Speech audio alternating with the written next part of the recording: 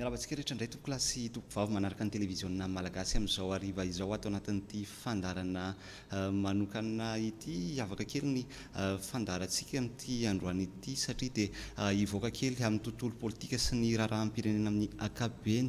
Hiresaka kosa ny mahakasika ny drone izay anisan'ny lohahevitra niteraka resabe teny anivon'ny tambazotra ny tserasera tao anatin'ny herinandro vitsivitsy izay nisy an'iny trangana drone izay nanidina teo ambonin'ny tranon'ny filohan'ny fanavaozana ny repoblika iny miaraka amiko indrindra ato anatin'ity fandarana androany ity ry zareo avy anivon'ny ACM na ny aviation civile de Madagascar amin'ny alalan'ny Jaotsara Ainasoa, directeur de la réglementation anivon'ny ACM, eo ihany koa Rabaly avy nandrianina responsable ny réglementation UAS na fantatsika amin'ny hoe drone, mbola eo anivon'izay aviation civile de Madagascar izay hatrany miarabanareo mirahalahy mankasitraka anareo ihany koa nanaiky ivahiny ato anatin'ny fandarana manokany televiziona malagasy.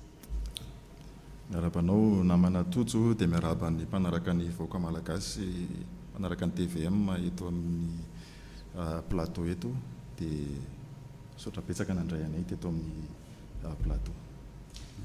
Mankasitraka indrindra fandraisana miaraba ny tojo sy miaraba antsika rehetra mpanaraka ny tokantrano any dia tonga eto moa izahay ACM hitondra ny hevitra mahakasika ny zava-misy.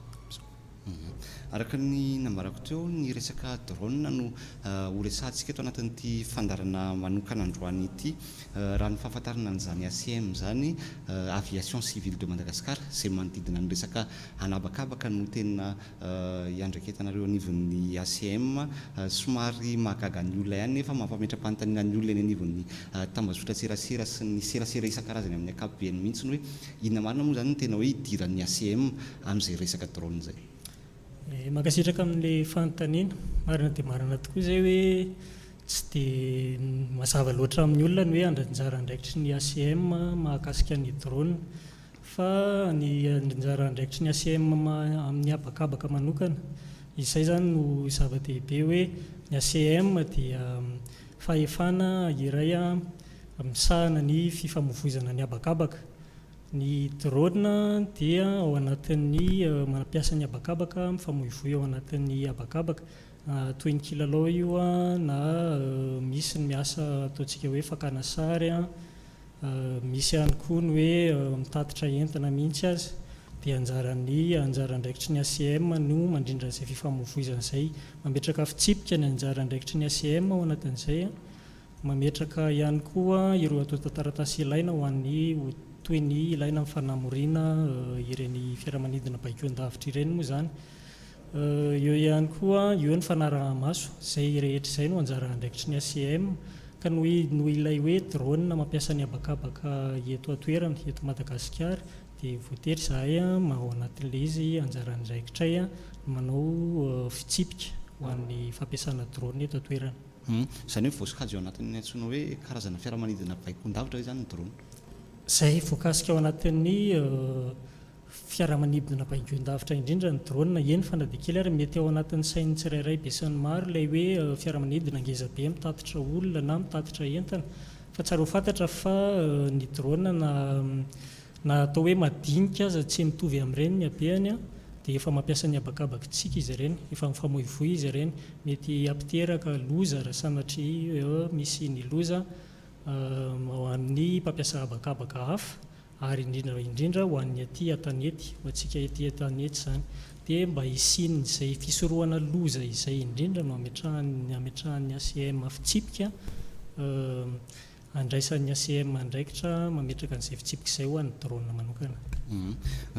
Herinandro lasa izay nisy notina voakanareo avy eo anivon'ny ACM mametraka an'ireo fepetra isan-karazany tokony ho arahana ho an'ireo mpampiasan'izay drone izay. Tsara angamba hoe ampatsivikitsika kely hoe inona no tena votoatin'io noty io. Ho raisiko angamba izay zavatra izay fa mamela ahy aloha hanazava kely ny tantaran'ny drone ilalanareo zany izaka anatin'ilay izy. Tamin'ny 2015 no sakana tanteraka ny fampanidina drone teto Madagasikara noho ny fanjifin-javatra ohatran'ny tamin'ny fotoana iny tamin'ilay teo vetivety teo izy zany ilay izy. Tamin'izay fotoana izay ilay izy dia najana tanteraka ny fampanidina drone teto Madagasikara. tateoriana tamin'ny 2017 somary nisokafana le izy hoe tsy maintsy mahazo autorisation aty amin'ny ACM ary ovahana kely le izy hoe zay vao afaka mampanidina drone eto Madagasikara amin'le izy. Kanjo nefany maromaro ny olona mangataka autorisation. Hovalika any le fanontaniana tao monsieur Tojo amin'le izy hoe ahoana tokoa moa tamin'ny fotoana iny. Rehefa maromaro nangataka autorisation dia tsy maintsy izahay tamin'ny 2023 ny eritreritra aleo atao avoaka ny lalàna complet momba ny resaka ty drone ity. 2024 vao mivoaka io lalàna io. Rehefa mivoaka ny lalàna dia mena herintaona indray ny itsika rehetra na zahay ACM ary na ny mpampiasa drone mba ho afaka ampiarina le izy. Dia 2025 no niatra io drone io. Raha ohatra ka amaly an'ny le fanontanianao teo monsieur Tojo dia hoe lay zavatra ohatran'ireny no manimba ny zavatra efa vita amin'ny zavatra efa vita amin'izao fotoana izao zay efa hoe akaiky dia akaiky ny fampiarana tanteraka n'io resaka drone io drone io zany amin'izao fotoana izao le izy. Ny 2025 hatramin'ny 2026 zao dia mbola miditra mbola anatin'ilay régime ana autorisation tsika aloha satria mbola betsaka ny zavatra tokony mbola avoaka amin'ny au niveau ny ACM sy au niveau sy ny zavatra fampianarana ataon'ny ACM zany. Zay nga manao azy koa valy amin'ny fanontaniana teo. Fanampiny fanazavana kely mahakasika le hoe avion public. Ilay izy moa ny votoantany rehetra atao anatin'ilay izy dia fampatsiahivana izay lalàna izay indrindra hoe nisy ny trangan-javatra aloha voalohany. Izay nitranga ilay zavatra dia namoaka izahay hoe ny votoantany zany dia hoe mila maka autorisation aty amin'ny ACM izay ampiasa drone rehetrarehetra.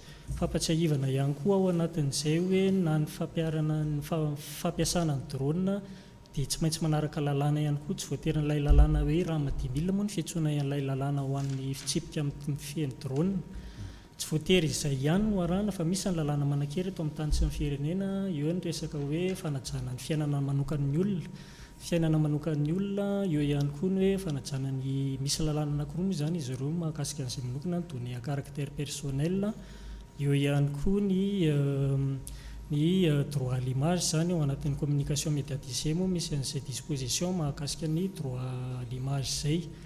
Noho nylay tranga nisy tao tamin'iny herinandro iny dia nanao zahay izay famerenana izay tao anatin'ilay avia fampatsiahivana ho an'ny olona rehetra nampiasa drone hoe misy lalàna mifehy azy ity tsara ianareo manaraka azy raha hampanidina anareo tsara manatona ny ACM mahakasika ny fangalana autorisation sy hoe ahoana ny tokony atao amin'ny fitsipika arahana. Ilay lalàna ilay napetraka ilay hoe raha 10,000 lalàna moa zany fitsipika no hoe tena misy anazy ao anatin'ny sokajy fitsipika izy dia io raha 10,000 io araka ilay voalaza teo hoe efa tamin'ny 2024 izy io no niatra. Mety tonga dia hirosika ileo anatin'ilay fanazavana ao anatin'ilay izy hoe ny olona rehetra ve zany dia tsy maintsy andalo aty amin'ny aviation civile de Madagasikara raha hampanidina drone eny fa nakilalao aza ve ny drone anay dia andeha ho hampanidina izay dia andeha hangataka any amin'ny ACM autorisation. Io raha 10,000 io izay indrindra ny antony nametrahanay azy hoe mba hanavahana azy tsara ho an'ny mpampiasa drone rehetra. Zarainay anankiroa ny sokajy ny olona hoe fampiasana drone eto an-toerana sokajy anankiroa lehibe zany. Misy ny antsointsika hoe catégorie ouverte, misy ny antsointsika hoe catégorie certifiée. Catégorie ouverte io no ataontsika hoe ho an'ny olona manao fialamboly, mampiasa drone ho fialamboly ihany, tsy mampiasa anazy ho fivelomana akory fa tena hoe fialamboly ihany mihitsy. Ireny olona ireny dia ny drone voakasika ao anatin'io izay drone latsaka ny 520 kilao. Ny fomba hoe ampiasana anazy ihany koa dia voafetra. Misy toerana atao hoe raftinina dia toerana anankitelo no tsy azon'ireo olona misehatra ao anatin'ny catégorie ouverte fialamboly zany olona manao fialamboly drone tsy azo andinana mihitsy. Anankitelo izy ireo ny ray voalohany ny tanan-dehibe Ny ray faharoa manodidina ny seranam-piaramanidina na isa-tsokajiny, ary ny ray fahatelo ao anatin'ireny antsointsika hoe aire protégé ireny. Ny zavatra hoe ny toerana hoe azon'ireny olona ireny andinana zany dia amina toerana tsy misy mipetraka aloha voalohany, ary toerana tsy mampidi-doza ny olona manodidina, hoe tsy isy olona mivorivory, tsy atahorana hoe isy olona mivorivory. Izay kategoria ouverte izay hoe manao fialamboly dia tsy mila ny antsointsika hoe maka ny autorisation aty anivon'ny aviation civile de Madagascar. Ao anatin'le arak'ilay ndresahana teo moa dia hoe ao anatin'le fametrahana fampiarana n'ilay rama 10 000 izahay izao, mbola isy ihany ny hoe antota taratasy kely angatahana amin'ireny olona ao anatin'ny olona mampiasa drone ao anaty fialamboly na ny olona ao anatin'ny kategoria ouverte zany. Tsy zavatra sarotra izy io ho an'ny olona manao an'ilay fialamboly. Ao aoriana kely ao isy ny hoe fametrahana certificat kely en ligne, izy io misy examen kely en ligne, dia izay dia ampy entin'ilay olona manao an'ilay filalaovana fialamboly amin'ilay drone. Manaraka an'izay misy ilay kategoria certifié, dia eo isika ny tena hoe maro dia maro izay olona mampiasa drone ao anatin'ny asany, maro dia maro ny sehatra mampiasa drone. Ny tena hitantsika matetika angamba isaky ny sabotsy ireny, misy ny manao ny mariage, misy ny manao ihany koa ny ao anatin'ny manao ireny cinéma ireny, manao documentaire. Fa indrindraindrindra ihany koa misy ny olona ao anatin'ny misehatra ao anatin'ny fanajariana ny tany zany, mijery ny manao ny topographie, photogrammétrie sy izay asa rehetra manodidina azy ireo. Ary arak'ilay vao efa nresahana teo ihany koa, misy moa zany ny drone efa mitatitra entana, drone lehibe dia lehibe dia izay efa afaka mitatitra entana. Ireny olona ireny ny antsointsika hoe olona ao anaty kategoria certifié, ka hoe tsy maintsy mila autorisation aty amin'ny aviation civile. Ny mahatonga an'izay hoe ireo olona miasa ireo, anisan'izany tsingana manokana ao anatin'izay ny hoe isika manao mariage, satria izay zany no hita atao anatin'ny tambajotra serasera hoe izay isaky ny sabotsy ve zany, dia isaky ny sabotsy ve zany zay dia andeha hangataka autorisation amin'ny aviation civile de Madagascar. Ny antony hoe maka autorisation aty amin'ny aviation civile de Madagascar aloha dia satria isika amin'ireny fotoana ireny dia mandalo ao anaty tanàna, mety hitera-doza ireny na ho an'ny aty an-tanety indrindraindrindra, fa mety hitera-doza ihany koa ho an'ny mpampiasa habakabaka. Fa tena hoe tsara ho fantatra mahakasika ny autorisation exceptionnelle, dia tsy voatery hoe isaky ny sabotsy ianareo dia andeha haka autorisation manokana, fa misy ataontsika hoe procédure anivon'ny ACM ahafahana maka autorisation exceptionnelle mandritra ny embolana farafahabeany. Mandra-pipetraka ilay antsointsika hoe fampiarana ny rama 10 000 ho tena ho miatra tanteraka, dia mbola izay autorisation exceptionnelle izay aloha no ampiasaintsika, izay embolan'izay. Fa rehefa tena miatra tanteraka izy io dia miditra ny ao anatin'ny antsointsika hoe certification izay rehetra mampiasa drone. Io certificat io ao aoriana kely ao dia tsy ho fetrany hoe enim-bolana ilay izy, fa mandritra ny roa taona ilay olona mahazo an'ilay certificat dia misitraka an'ilay certificat, mahazo miasa izy mandritra ny roa taona, ao aorian'izay roa taona izay izy manao renouvellement. Tsy hiditra lalabe amin'izay isika, fa eto zahay dia manararaotra amin'ny olona misehatra ao anatin'ny drone rehetra, hisy fivoriana kely firesahantsika miaraka atao aty amin'ny avoria Anosy ny talata 27 aprilo avy izao, hiantsonanareo rehetra misehatra ao anatin'ny drone mba hivory isika amin'ny 2 ora tolakandro izy io ao amin'ny avoria ato amin'ny TVM zany. Amin'io tsika afaka mifampiresaka be raha misy ny tsy mazava, misy ihany koa ny hoe fitondrana fanampim-panazavana bebe kokoa mahakasika manokana ilay autorisation hoentina misidina.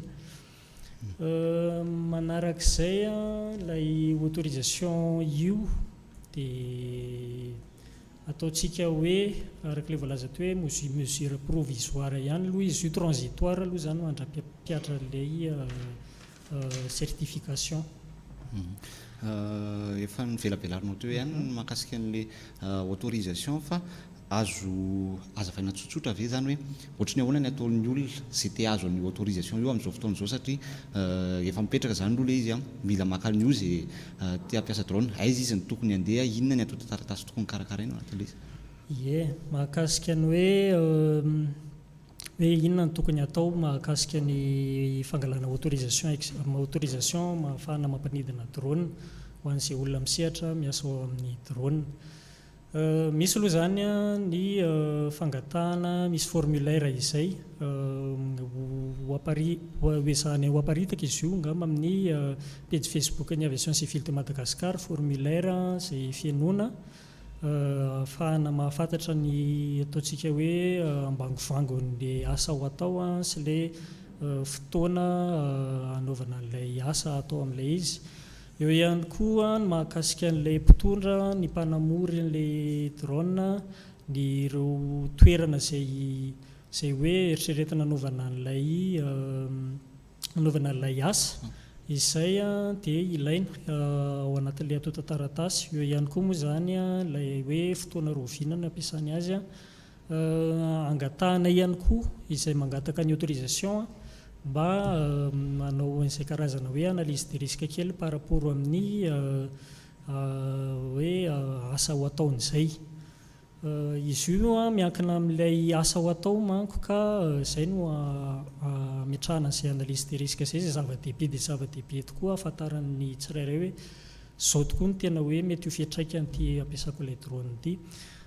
Zavatra anankiray ilaina zava-dehibe ihany koa ny assurance responsabilité civile moa io zany.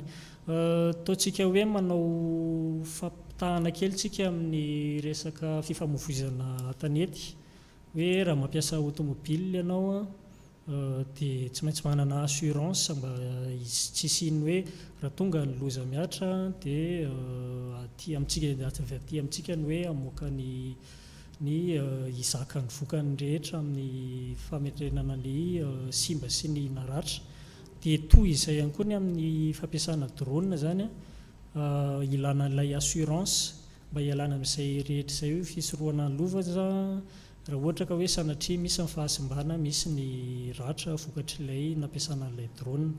Ireo rehetra ireo ny atota taratasy alefa ao anatin'ny misy adresy mailaka moa drone@acm.mg ny andefasana azy ireo.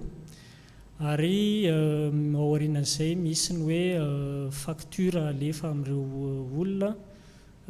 Facture io saran'ny fanaovana an'ilay autorisation exceptionnelle dia marihana eto satria arrêté interministériel efa tamin'ny 13 sy 14 arivo nametraka azy io.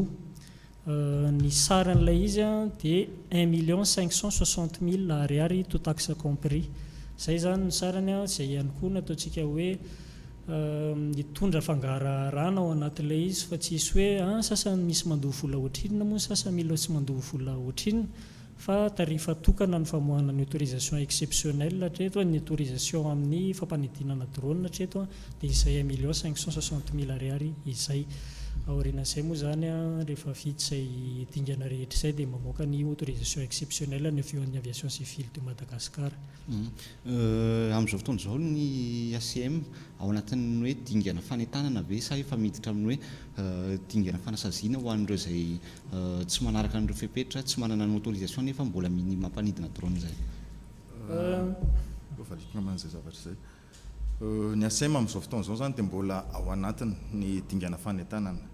Ny ACM ny tena marina tsy hoe autorité mpanasazy fa manentana mampianatra amin'ny rehetra amin'ny sarabe mahoaka zany anatin'ny zavatra izay. Dia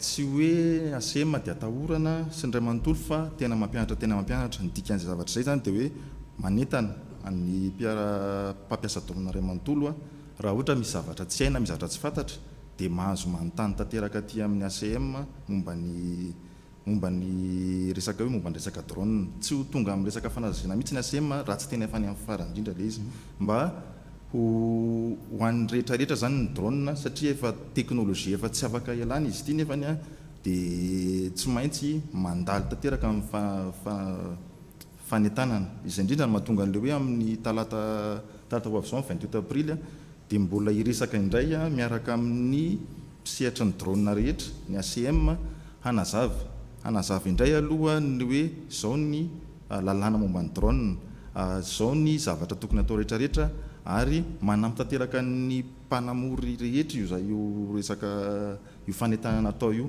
fa nidingana farany indrindra zay tena hoe farany indrindra zay vao hoe tonga hoe any amin'ny saziny ACM fa amin'izao aloha dia mbola hoe manentana, mampianatra, mamea information zay nga manafaka fany. Maraparina ny fandarana isika fanontaniana farany ngamba hoe inona ny projet manaraka raha ho an'ny ACM manodidina an'izay tontolon'ny drone zay hatrany. Momba ny hita toy ny resaka momba ny drone zany atao amin'ny ACM dia hoe